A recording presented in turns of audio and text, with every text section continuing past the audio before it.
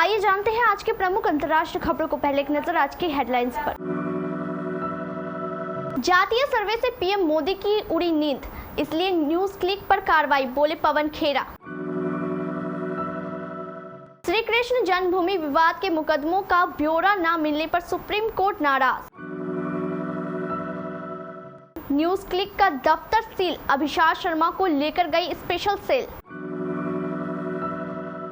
योगी जी दोषियों का एनकाउंटर हो, देवरिया हत्याकांड पर रोते हुए बोली मृतक सत्यप्रकाश दुबे की बेटी। दिल्ली एनसीआर में भूकंप के तेज झटके, काफी देर तक हिलती रही धरती। इस वैज्ञानिक ने तुर्की सीरिया में की थी भूकंप की सटीक भविष्यवाणी, अब पाकिस्तान में डर का माहौल। अगले 2 हफ्ते में परमाणु हथियार बना सकता है ईरान, अमेरिका ने किया चौंकाने वाला दावा। अमेज़न नदी में 120 डॉल्फिन मछलियों के शव मिले, मौत की वजह कर देगी हैरान।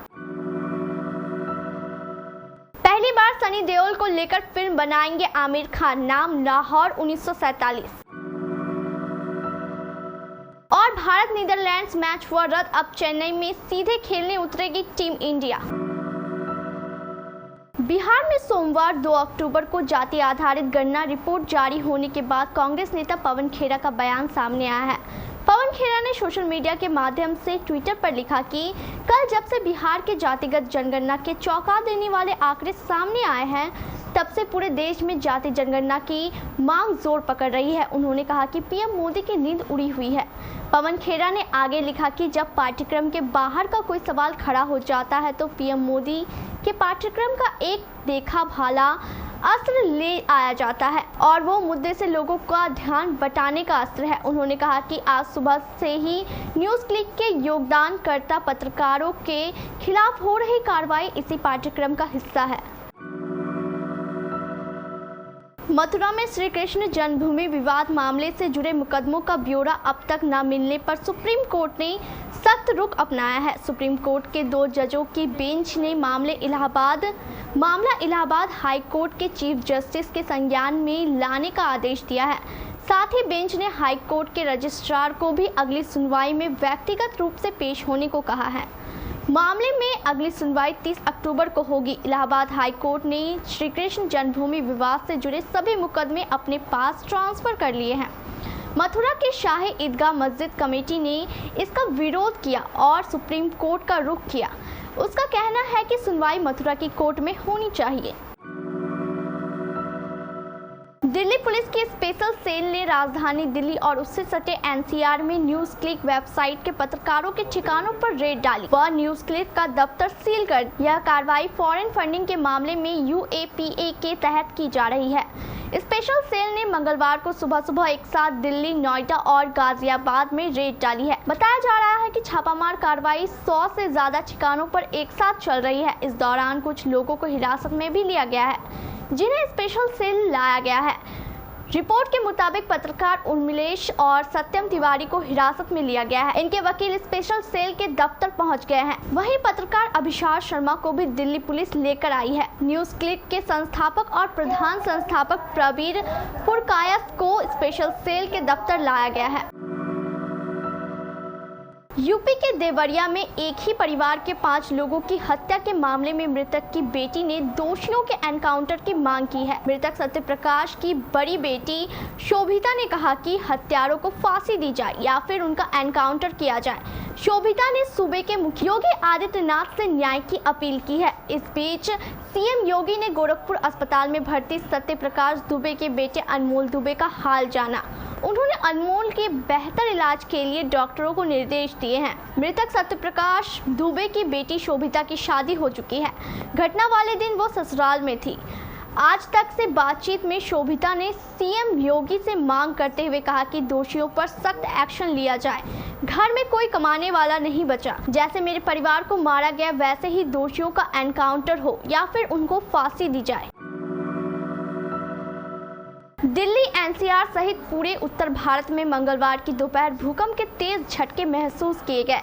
भूकंप के कारण काफी देर तक झटके लगते रहे। भूकंप की तीव्रता इतनी जोरदार थी कि घर और दफ्तरों से निकलकर लोग तुरंत ही सड़कों पर आ गए। बताया जा रहा है कि भूकंप का केंद्र नेपाल में था। बता दें कि भूकंप के झटके आधे घंटे के अंदर 2 बार महसूस किए गए।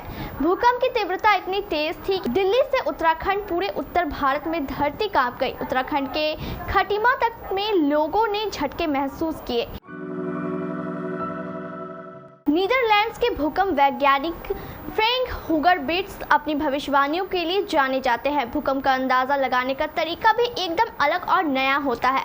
जब भी कहीं भूकंप आने वाला होता है उसके पहले ही वो भविष्यवाणी कर देते हैं। तुर्की, सीरिया और अफगानिस्तान में आए भूकंप की भविष्यवाणी सटीक निकली थी। अब पाकिस्तान के लोग डरे हुए हैं। फ्रैंक सोलर सिस्टम जियोमेट्री सर्वे नाम की वैज्ञानिक संस्था में रिसर्चर है।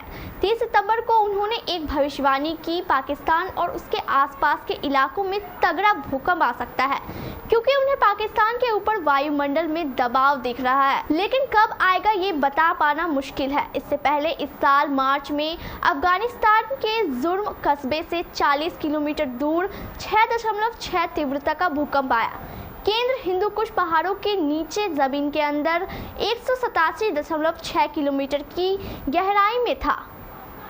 इस भूकंप की वजह से कजाकिस्तान, पाकिस्तान, ताजिकिस्तान, चीन, भारत, उज्बेकिस्तान और किर्गिस्तान को हिला गया। ईरान अगले 2 हफ्ते में परमाणु हथियार बना सकता है, इस बात का दावा अमेरिका ने किया है। अमेरिका के अनुसार ईरान के पास 2 सप्ताह के भीतर परमाणु हथियार विकसित करने के लिए पर्याप्त सामग्री है। अमेरिका डिफेंस मिनिस्ट्री ने strategy for countering weapons of mass destruction report 2023 में यह चौंकाने वाला दावा किया है।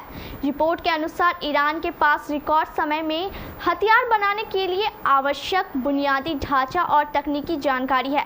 साथ ही ईरान अपने परमाणु कार्यक्रम से जुड़ी जानकारियां नहीं दे रहा। साथ ही ईरान के यूरेनियम का उत्पादन परमाणु हथियार बनाने के लेवल तक पहुंचता जा रहा है। ऐसे में ईरान बेहद कम समय में एटमी हथियार बनाने में इस्तेमाल होने वाली सामग्री बना सकता है। ब्राजील की अमेज़न नदी और उसकी शाखाओं में पिछले 1 हफ्ते में 120 डॉल्फिन मारी गई हैं। इनके शव लगातार मिल रहे हैं। वैज्ञानिकों के अनुसार ज़्यादा गर्मी और सूखे की वजह से अमेज़न का जलस्तर कम हो गया है। साथ ही बढ़ती गर्मी से पानी का तापमान बढ़ता जा रहा है। इससे ऑक्सीजन लेवल कम होता है। डॉल्फिन मछलियां ना तो गर्मी बर्दाश्त कर सकती है, ना ही ऑक्सीजन की मात्रा में कमी। हाल फिलहाल में अमेज़न नदी में ऑक्सीजन की कमी से हजारों मछलियां मारी गई थी। अमेज़न में भारी मात्रा में डॉल्फिन पाई जाती हैं। इनमें से कुछ का रंग गुलाबी होता है। कुछ प्रजातियां तो सिर्फ यही मिलती है। धीमी गति के प्रजनन की वजह से आबादी को खतरा है। आमिर खान ने सनी देओल के साथ हाथ मिला लिया है। आमिर सनी देओल स्टारर फिल्म लाहौर 1947 को प्रोड्यूस करेंगे।